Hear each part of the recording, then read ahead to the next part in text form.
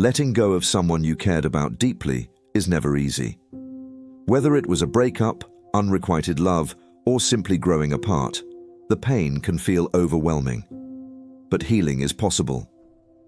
In this video, I'll share 7 compassionate and practical steps to help you get over someone and start moving toward a brighter future. Step 1.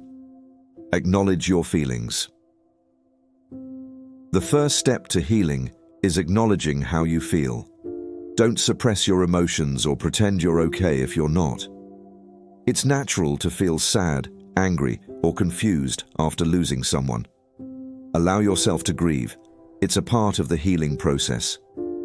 Write your feelings down, talk to someone you trust, or simply sit with your emotions for a moment. Remember, feeling hurt doesn't mean you're weak. It means you cared. Step 2. Limit contact. To truly move on, you may need to create some distance. This might mean limiting or cutting off contact, at least temporarily.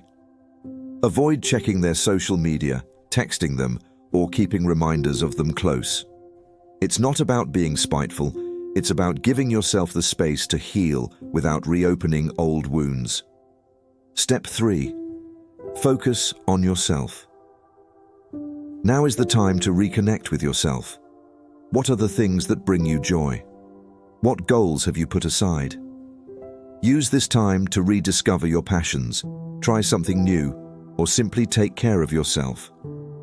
Healing happens faster when you're focused on your own growth and happiness.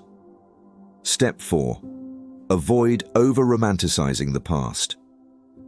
It's easy to focus on the good memories and forget the reasons things didn't work out. Remind yourself of the full picture, the challenges, the misalignment, or the reasons the relationship ended. This isn't to dwell on negativity, but to keep yourself grounded in reality. Step 5. Surround yourself with supportive people. You don't have to go through this alone.